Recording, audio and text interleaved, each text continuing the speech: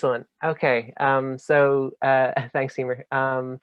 So yeah, basically just want to say welcome and thank you to everyone as well that is tuning in. It looks like we've a small enough amount of people here, but still, just in terms of how the format of this is looking, what I'm hoping to do is just go through how our project team has looked at conducting interventions in remote learning environments, some of the engagement insights we've come across, and things like that. But we have we want to leave a lot of time for discussion at the end as well, because invariably when we do present on this, people that are interested in it seem to be very interested in it, and they might have, whether it's an IT background or they work on the student support side or they're in TNL, that there are things that they would be quite keen to get more detail on in terms of what we're doing. Because a lot of it is in a relatively new space. So yeah, I'll speak to it for a few minutes, and then after that, myself and my colleagues, Maurice and Niamh, will help with the discussion. Maurice Kinsella and Niamh Nestor both work on the project as well. Maurice on the research side, and Niamh is the student advisor for the School of Vet, and so they have expertise in areas that I absolutely do not. So will be very useful in terms of helping with some of your discussion and questions. So anyway, just bear with me here. So in terms of what I'll be covering, at least in terms of giving an overview, I'll go through how we've approached the challenge of trying to gain visibility of student engagement in remote learning environments. Some of the main insights that we've had that have come out of this activity, some of the tools and reporting we've used in terms of actually communicating with each other as a team, looking at the whole theme of work smarter together, of, working while being apart, how we've tried to make that a little more seamless, and also the interaction with students a little more seamless as well. So that kind of collaboration side. And then again, before the discussion, I'll go through a good bit of some of what we've learned, at least from what's come back from the past year of engagement insights, and what we've learned in terms of how we're conducting interventions, some of the main findings we've had, and then we'll just lead to the discussion. So, excuse me. So, in terms of the main kind of background and design of the project, so this the whole project basically came out of a pilot study that was done in the School of Vet back in 2018, and essentially the idea there was that they'd like to build in as much real-time information as possible for student advisors and academic staff to work on, to conduct interventions in real time with students that might be disengaging.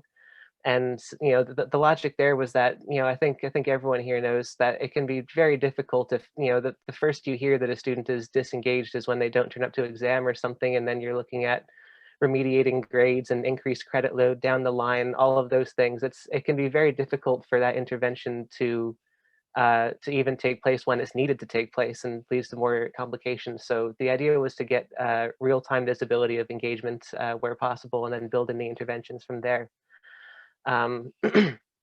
But anyway, so the project grew legs just based off the pilot study, and now we're part of a 3-year HEA project based in the School of Vet called UCD LEAP.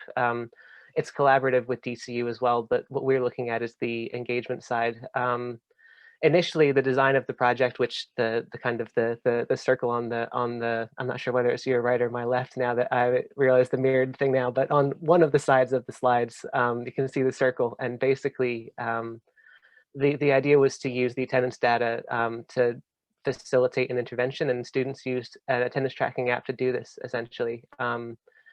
Now, obviously, again, I'm sure you'll see where this is going, because obviously face-to-face attendance hasn't been a thing because of coronavirus. But then, so the idea was to have that feed into the intervention, and then from there, if a student was flagged as having low attendance, then Niamh would jump in and send them, whether it was a template or personalized, depending on our previous interaction with the student, just to get in touch and see if they're doing okay, and then from there, gauging whether it's extenuating circumstances or some other kind of need, conducting an intervention from there that was most appropriate, or maybe even forwarding on to other supports that were more appropriate.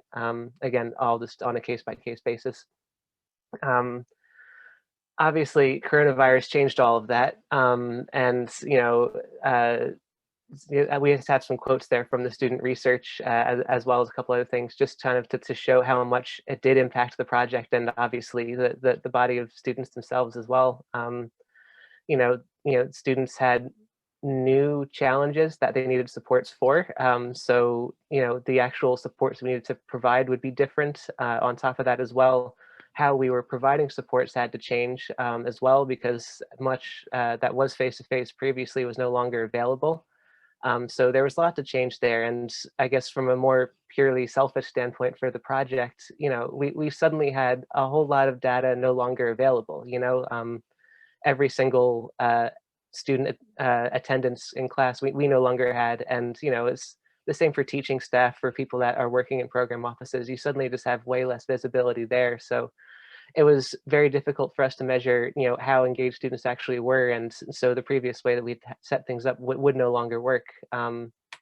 So what we've done, basically, this is just a process map here that basically showed that what we've done basically is tried to pull what we can out of Brightspace and build things from there, in terms of trying to get a footprint week by week of what student engagement in Brightspace looks like at a program level, because you're going to get a ton of noise at a module level with, obviously different things like, assessment happens at different times for different modules. Some might be placement modules. So, getting that program level picture was our main goal there. And so, again, with this, you can see the module data feeds into program data. I guess the big thing to bear in mind was that if a student did, fall below a certain risk threshold, or above rather, we had the decision basically of, okay, well, if they are at risk, then we can personalize the intervention as previously. But again, it's more so just based on data from Brightspace, as opposed to from our previous attendance tracking system. And so in terms of how we actually got that data, so this is the part that you either be very interested in or not at all, again, depending on your background, I suppose. But basically, in terms of how we pulled that data out of Brightspace, we basically looked at two factors for each module. One was an intelligent agent that we set up, which is just basically an automated thing you can set up in Brightspace, which basically tracked whether students in a module logged in over the past week. Just fairly straightforward. Did they log in the past week or did they not? And then if they had not logged into the majority of their modules, then that would raise a flag for us. And at the same time, we had to kind of get a sense for what the quality of their interaction with Brightspace was at the same time. So, if Maurice decides to log into Brightspace for 5 seconds and I decide to log in for 5 hours, it's one login, but the quality of my interaction, you would assume, would be slightly higher. Again, just, like, we do have limits in terms of what we can see, but that's kind of the assumption there. So we would look at how many topics were accessed as well, compared to the peer average over a week by week period, which basically meant that if a student fell below, I think it was 50% of the peer average, for that week, then that would be a flag as well across the majority of their modules. So we basically just had those two flags, which would basically ground or trigger an intervention rather, if a student came up in one of those. Now, this basically, it's a unwieldy amount of data for Niamh to go through, for instance, in terms of seeing hundreds of students through hundreds of lines of week by week data there. So what we did basically was simplify it a lot for her, and basically we would just copy and paste any students that were flagged. This an example student of me there in the slides. But basically, so if a student came up as flagged, well, in kind of the heavy data, we would put it in a separate student log, so Niamh could kind of go through them on a case by case basis. The second, I guess the lower image I have there is essentially just how we've tracked our interactions with students when Niamh has reached out to get in touch with them and email them. Which I suppose if you're thinking of doing something like this from a T&L basis, you may not have as much of a need to do this, but again, it's a research project, so we're trying to pull as much thematic analysis out of it as possible. So if there are commonalities there in terms of some of the issues that are arising. That's stuff that we kind of want to track. So again, not necessarily a necessary piece if you're just trying to build in a quick early warning system, but it's again, you might find it useful if you're looking at research gathering as well for yourself in terms of data. Yeah, and so this, I might even actually just come back to this slide during the discussion if it comes up, but this is just how the back office looks in terms of, it's basically just a whole bunch of bundled if formulas that basically we copy and paste in the data from the two fields we look at, and then from there it either says, is a student flagged, yes or no, and then if they come up as yes, then we bring them into the student log for needs. So again, won't dig into this one here, but for later on, can come back to it and get into more detail there if people want. So in terms of the actual findings of, how predictive has our work actually been? Because that was something that I guess we were quite not worried about, but we didn't necessarily want to start prescribing a whole bunch of, oh, this is what you should be doing to look at, Brightspace learner engagement if we didn't know if it was actually predictive or if it worked. But now that we have a full trimester of results of essentially remote learning now, we do have a good sense that it is working. So the chart on what I think is your left, I'm not sure which, but essentially the bar chart is basically looks at the average GPA of flagged students and unflagged students, and we can see there's a fairly clear relationship here. I should have mentioned earlier, the project in general has been focused on first-year students in general, just because we thought that would be where we could have the greatest impact in terms of retention. So it's the MVB2 students are the only ones that are second years in this cohort, but everyone else is a first year. And it does seem to be that this is the case. The data on the other side is essentially it's looking at it at a module level rather than a program level. And so you can see that by and large, flag students are coming up in terms of their relative engagement as having worse GPA outcomes than their peers, which is huge because this is something that we're looking at on a week-by-week basis. And so, an issue that might only have manifested at the end of term when you don't have the same kind of face-to-face touch points available is something that you can catch in real time now.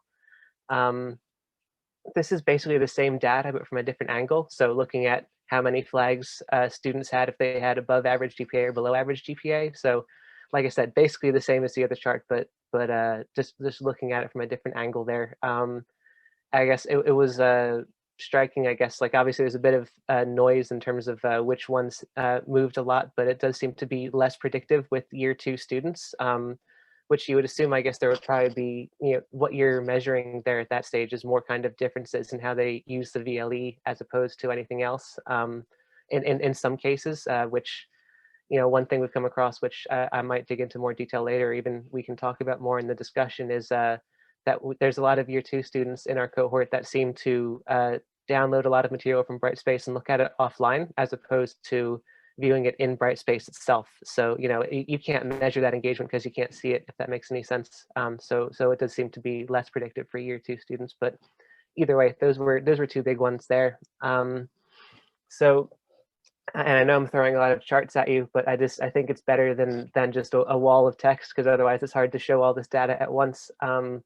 So I guess one thing that we would caution, I suppose, is that there are some red herrings out there in terms of what we might caution against. And one thing would be in terms of using absolute values if you're setting up systems like this and building thresholds. And the reason why is because it does seem to be that assessment seems to be fairly range bound by the type of assessment that it is. So you can see that continuous assessment tends to score quite highly, whereas if something's MCQ based, it'd be lower down, or exam based, it'd be lower down. So, if you decide, okay, you know what, I'm going to set my threshold as 3.5. If a student has assessment below that or above that, that's what I'm going to look at. But again, we would say that you might end up getting erroneous results because it's very variable depending on the type of assessment that's out there. And one thing I think that's important to kind of note here as well is that you can see that I guess the shapes of these charts look incredibly similar from 2019 and 2020. So it means that this has been consistent even with the pivot to remote learning. So again, just a caution there that we would really stress looking at relative engagement as opposed to absolute values.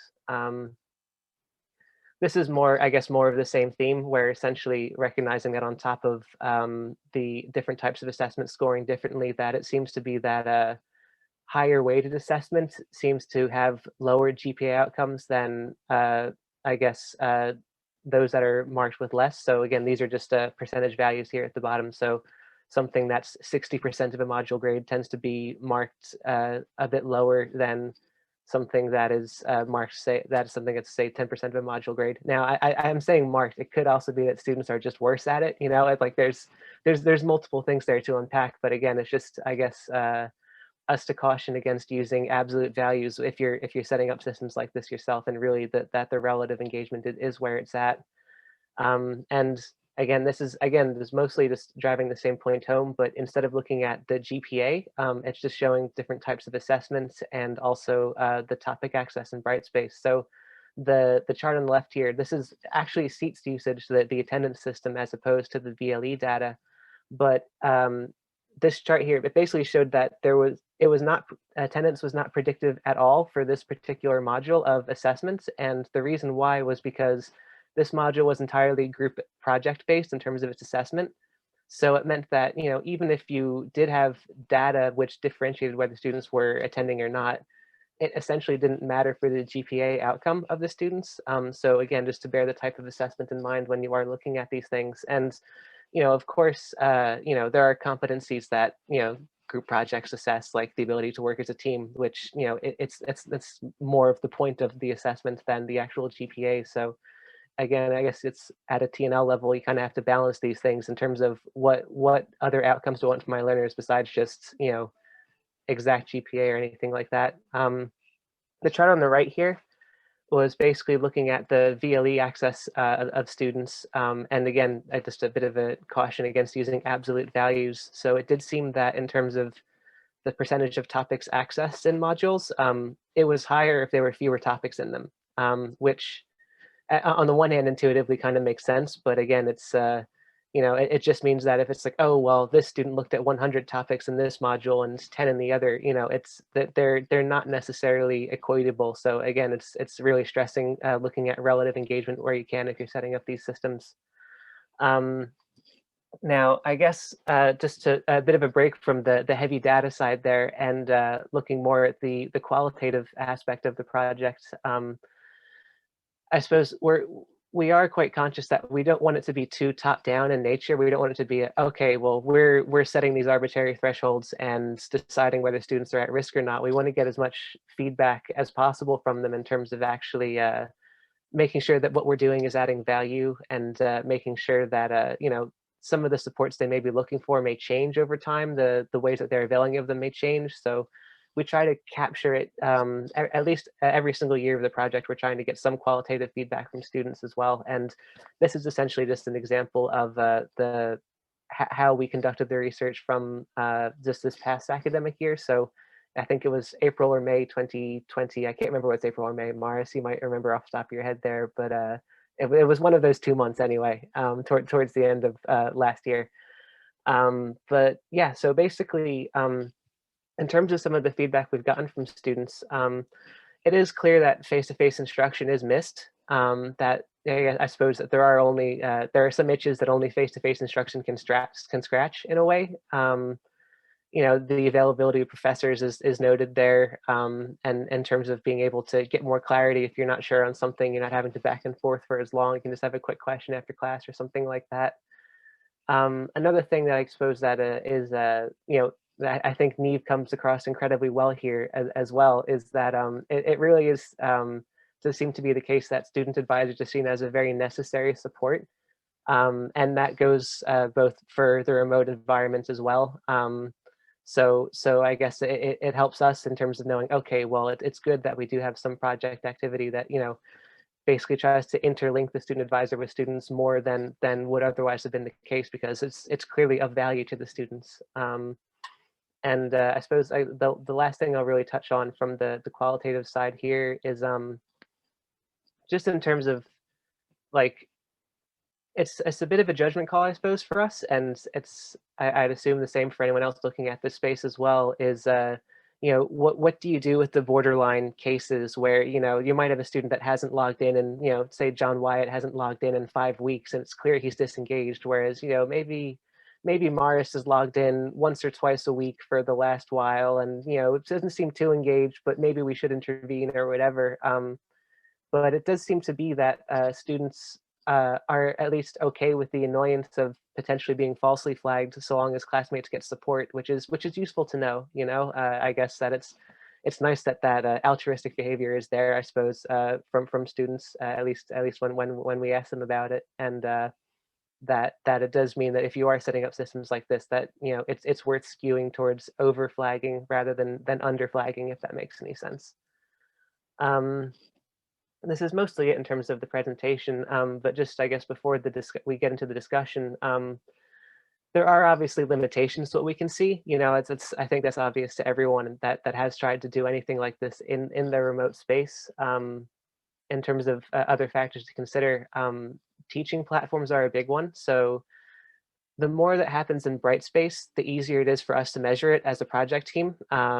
But obviously, if you're a module coordinator, there's nothing stopping you from, using Zoom or Teams or, any other method of delivery that you might think is more appropriate for your module. And that's totally fine. But it does mean that the more platforms you use, the harder it is to pull in that data to get a program level view of what's actually going on with students.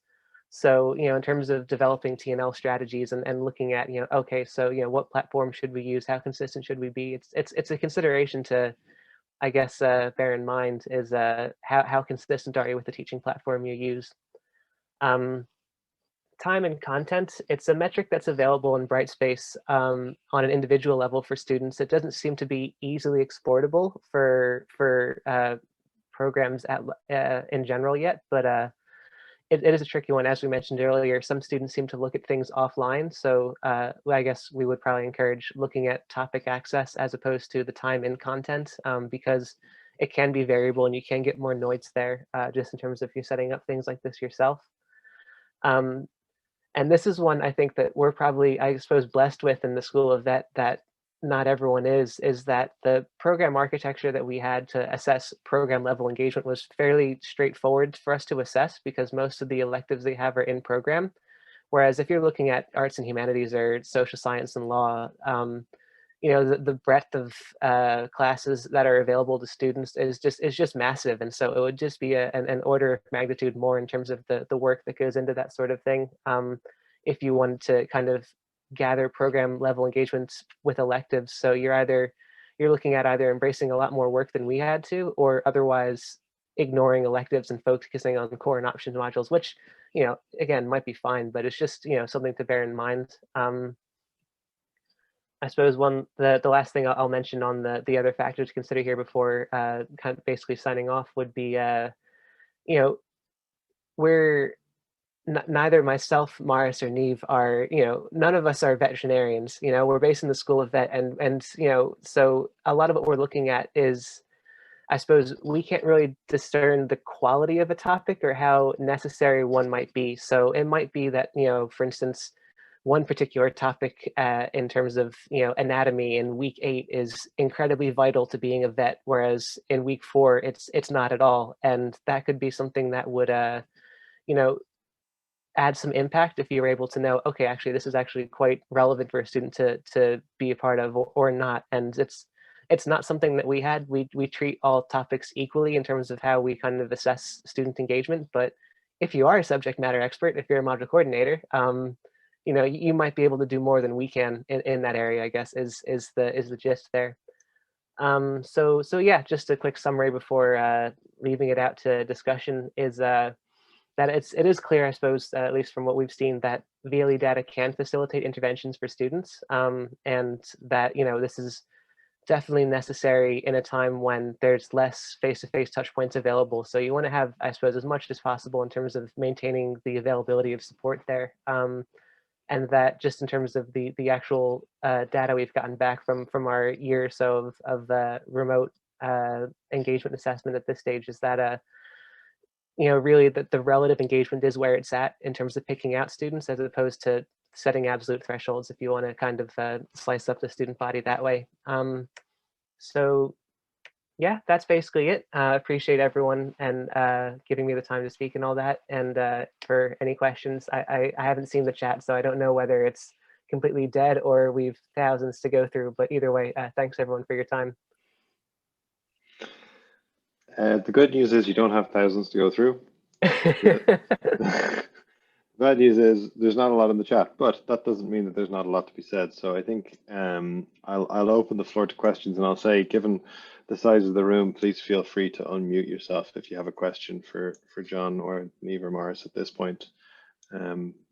Just to say thanks very much, John. That was really interesting what you went through there. I have questions, but I'm not going to ask them until I know that there's not others out there. So if anyone wants to ask a question, fire away.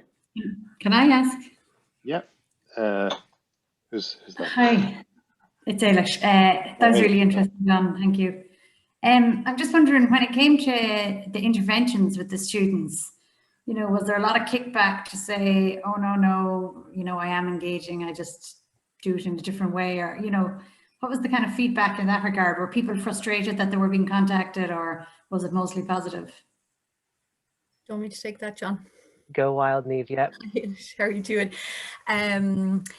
Actually, I would see it as kind of pre-COVID and post-COVID, actually. So pre-COVID, when we were using the mobile app, sometimes students would have forgotten to sign in or whatever, so the data weren't always robust. So sometimes when I would follow up then and say, hey, you've been flagged on our, you know, on our data this week, and then they'd sometimes come back and say, oh, no, I was in every class. And that was probably on a spectrum from, oh, I'm just explaining, to a little bit touchy maybe, because very often the student would worry that that meant something for their module performance more generally, in terms of a module coordinator knowing or something like that, or that they were being graded on it.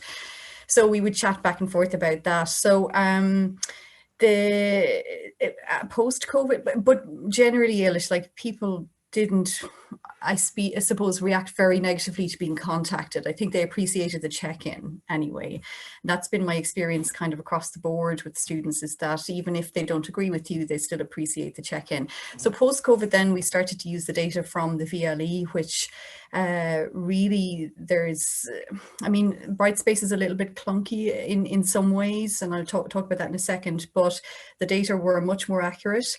If not wholly accurate. So the student would very often, you'd end up having a conversation with them around what was going on. Sometimes there was extenuating circumstances, or they just had an off week, or whatever was happening in their lives at that time. So I could feel confident that when I was reaching out to them, I knew that their engagement had dropped. So therefore we could have that conversation. Whereas previously, I wasn't sure if the data were accurate or not from the mobile app. One of the things that did come up, and John had referred to it in the presentation, is with the second years, what seems to be happening, I don't know if it's just maybe they're more used to using Brightspace, but a good number of them would come back and say, oh, no, I've actually engaged with all my materials and I'm up to date, but I don't access my pre-recorded lectures in Brightspace. So they'd often download it and watch it later. Yeah, so Brightspace wasn't noting it as a content engagement. So therefore their engagement was below the threshold we had set. So we would have, you know, chats like kind of about that. But overall, broadly speaking, aside from the odd worry about, oh my God, well, you know, am I going to fail the module? They appreciated the check-in. Actually, there was really no kickback. We had done a lot around communication though with them in advance. They knew this was happening. They knew what it was about, you know. Yeah, even on that note, could I just ask you, like, so you talked about a difference between pre-COVID and post-COVID. Did you notice much difference? You know, was there more engagement because you were running the project? Is there any way to kind of ascertain that? Do you think people felt more conscious about being actively engaged, maybe because the project is running? I don't think so. That'd be my feeling. In like pre-COVID, over a period of time, perhaps.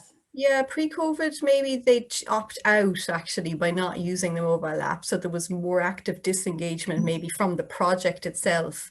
But I mean, just even in terms of their program of study, like their modules, were they feeling like, oh, I better, you know, use Brightspace, I better go to class because we're being watched? Was there any sense of that? Not really. Like, we had always made it very clear that that observational watching piece wasn't what we were doing, that it was always about mental health and well-being and support. So Now, how they interpreted that, okay, that sometimes did come up, but not really. That wasn't my impression at all.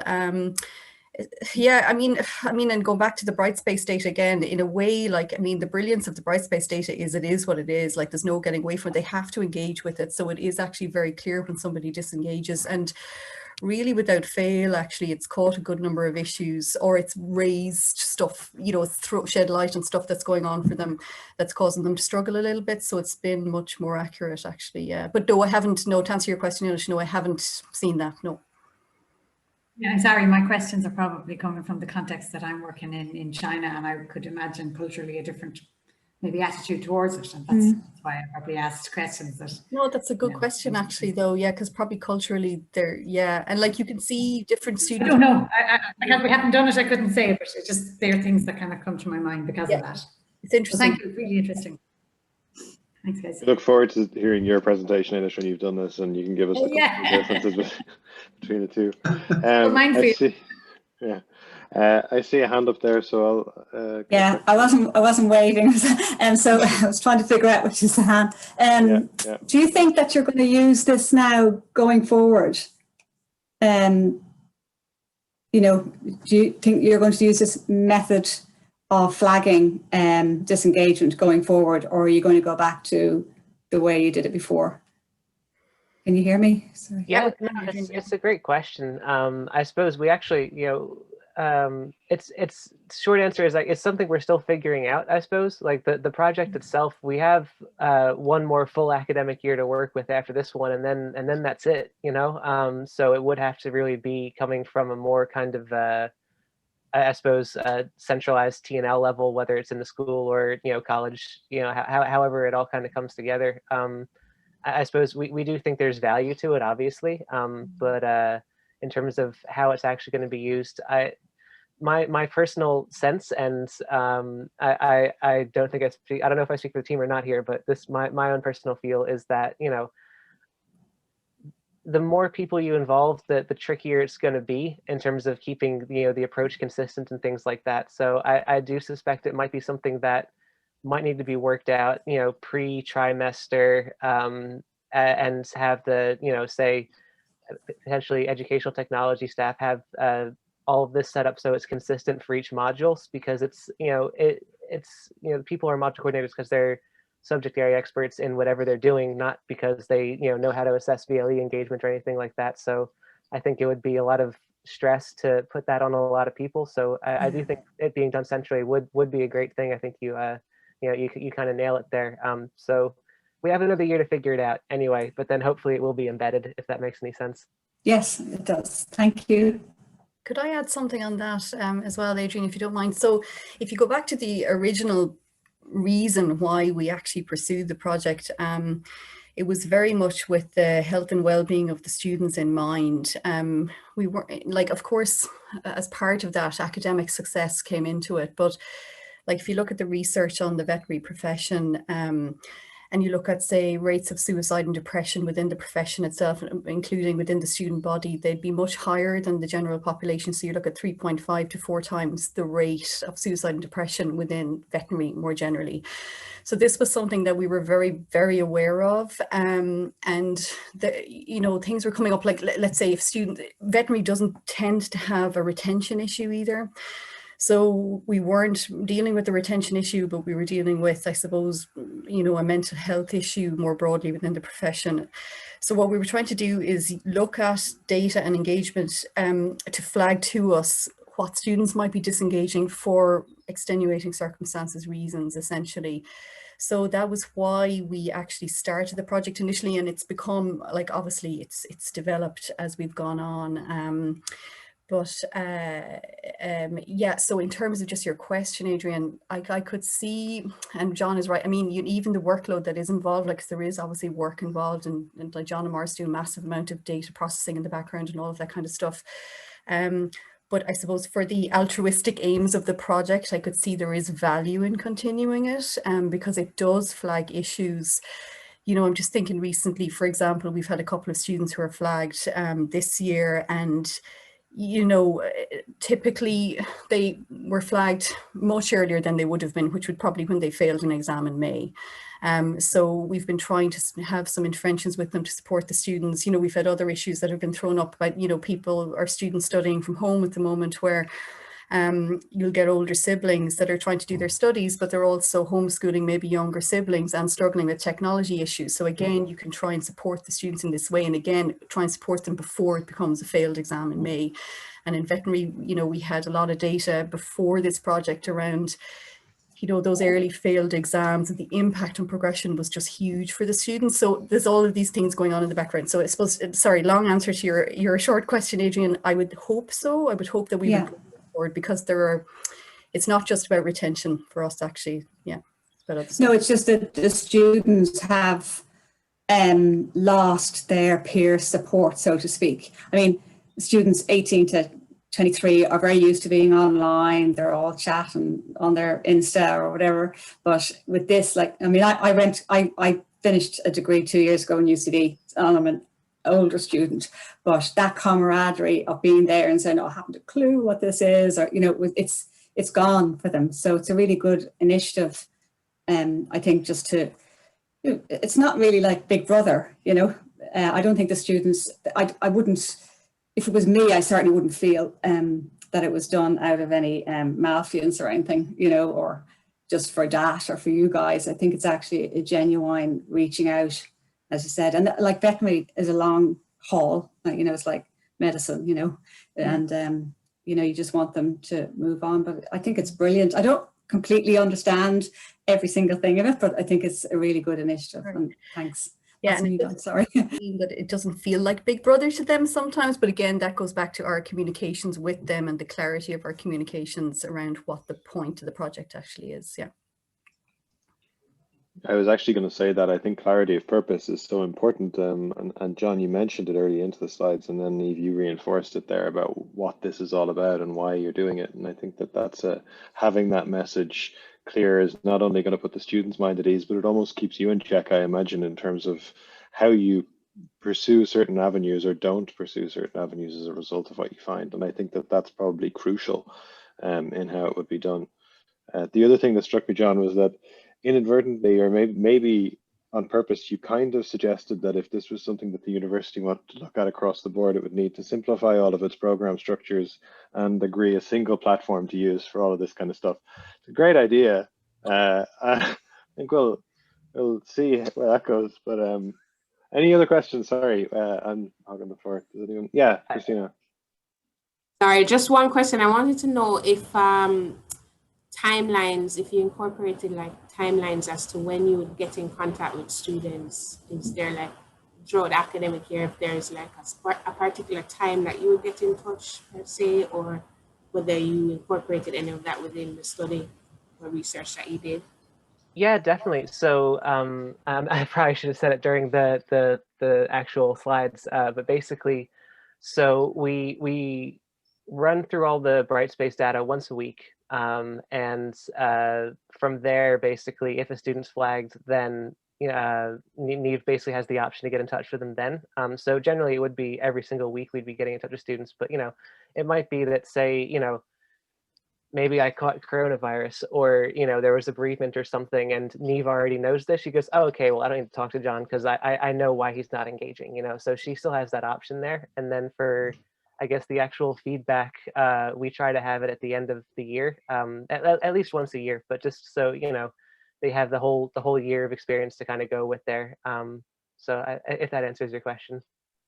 Yeah, and it kind of makes me want to ask another question, still related to timelines, but did you find that, as you said, you know, things happen throughout the trimester or the year, and whether it's bereavement or whatever, did you find where things, I don't know how to explain this, but if people dropped off at specific times, like, you know, I know that for extenuating circumstances, you get more of them end of trimester, well, from my experience, more of them end of trimester than, you know, during the trimester, or, you understand what I'm saying? Yeah. Yeah. Yeah. Like trends, Christine, I think. Yeah. Actually, funnily, week 1 and 2 aren't great usually for engagement. Actually, you get a lot of students kind of struggling to get back into things. So we get a lot of flags in the early part of the trimester. Anytime there's assessment, there's very few engagement issues. There's like a big burst of activity on Brightspace, and towards the end of trimester as well, there's usually a lot of activity. So yeah, you get a kind of a like this curve kind of almost. Yeah. Yeah, definitely. They're almost far too engaged right before exams. Yeah, a lot of that. But you can definitely see extenuating circumstances, reasons will come up throughout and things like that. Yeah. Okay, great. Thank you. No worries. I saw Jenny with her hand up earlier. I don't know, Jenny, if you have a question. Yeah. Thanks, Johnny, and thanks for sharing this project. It's really interesting, and I think it's the holy grail we're all looking for as to how to support the students when they run into difficulty. I don't know if this is probably a little premature, considering you're still in project mode on this, but and I suppose it was great to kind of hear the reinforcement of what the ultimate aims of the project actually were, and that in your context it's not really about progression or completion. It's about, I suppose, those very challenging circumstances that are arising during the year and how you can best support them. And I suppose what I've seen is, I guess you've really kind of hit a kind of a formula for identifying the students, and then you've got the wonderful support of Niamh to go out and reach out to them. But is it doing what you want it to do then? Is at the student face of it, do you feel that it's working for the issues that you originally identified? You want to go ahead, Niamh, or? I was just saying, that's a great question, Jenny. Fair play. It's probably premature though, so feel free to say that's in our final evaluation bit. No, I don't think it's premature at all, actually, because in the end, ultimately, yeah, it's about the students, right? So that's the student focus of it. I think we'd probably need to do a bit more in-depth qualitative research with the students who've come up as flags, actually, because it would be really interesting to get their perspective. It certainly opens the door to a conversation. The students, and this just go back to a question that was asked earlier, I think it was Ailish maybe, that any reach out, they will always appreciate it. So there's never any fear there to reach out to them. It definitely opens the door. Now then, at that point, obviously there's the agency of the student involved in terms of what they would like to discuss with you.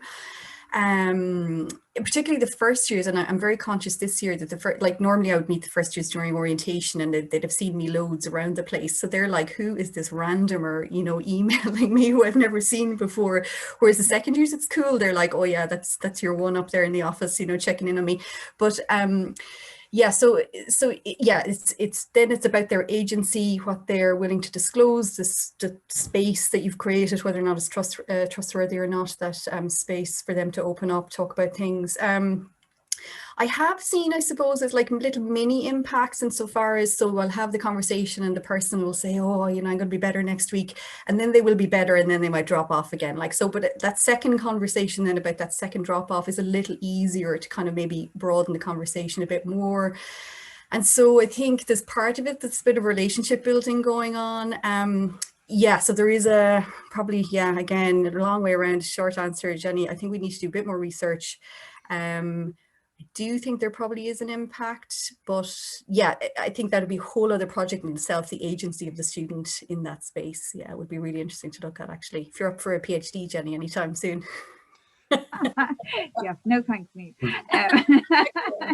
No, but it's just really interesting that there can be, and so I hope that this project gets support to continue on to finish that out, because I think there's been a lot of work done in various aspects to gather the data on students who are in difficulty, and we've seen it happen in various angles, and then what we do, but is it working is always the bit then at the very end, to see it round the full loop. I think we've become, particularly in UCD, increasingly expert at data gathering exercises.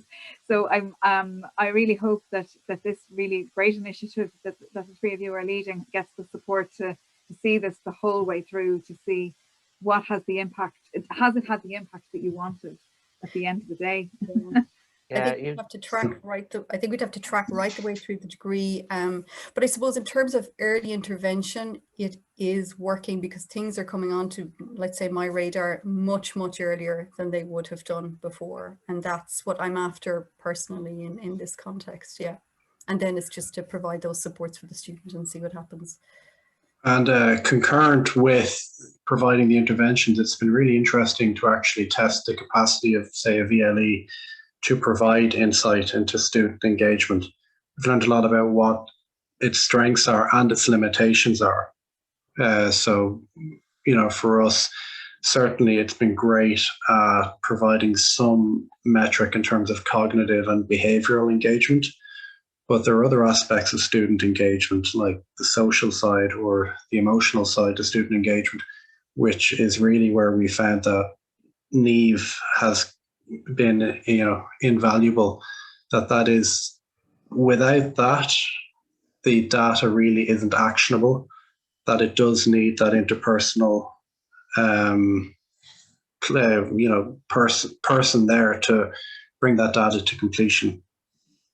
Yeah, definitely. And if I might even add on that, like I was probably a little remiss not to mention earlier, but like you said, Jenny, there's been so much that's already been done in UCD in terms of data gathering and all that. Like we've been so spoiled as a project team. Like, for instance, a lot of the thresholds we use to look at things in Brightspace, that all came out of the old Ian project in UCD, where they had thresholds for looking at Blackboard data, and at the same time, the way that we're kind of signposting supports for students and funneling it all through Niamh as a first point of contact as well. That's all, links to the student experience mapping project that identified trusted persons as a really valuable support for students. So to kind of, I definitely, yeah, like I think if we were in an empty room without any of that to help build our activity, we would have struggled a whole lot more than if we did. So I guess we're lucky that we've had so much from pre-pandemic to help work with here as well. Yeah.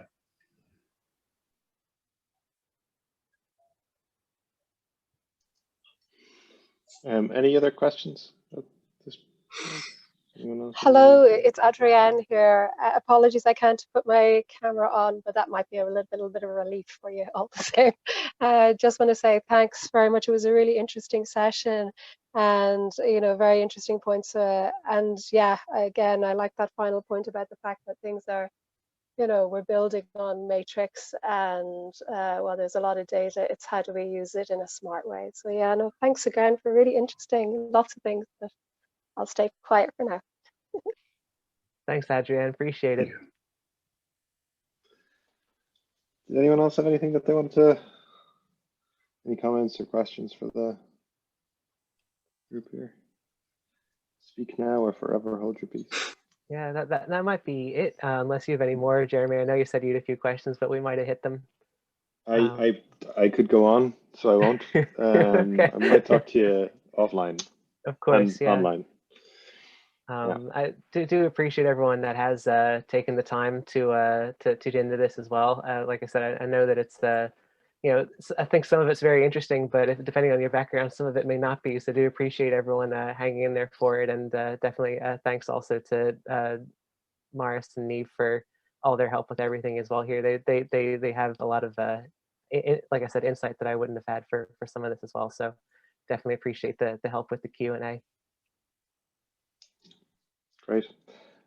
Thanks everyone for coming along, and we'll leave it at that. We'll continue the discussion on currents if you want to go there, but that's it for the session. So thank you very much for your time. Thank you. Thank you very much. Thanks again, everybody. Bye for now. Thank you. Bye. Thank you. Do we wait, Jeremy, or do we just head off? Sorry.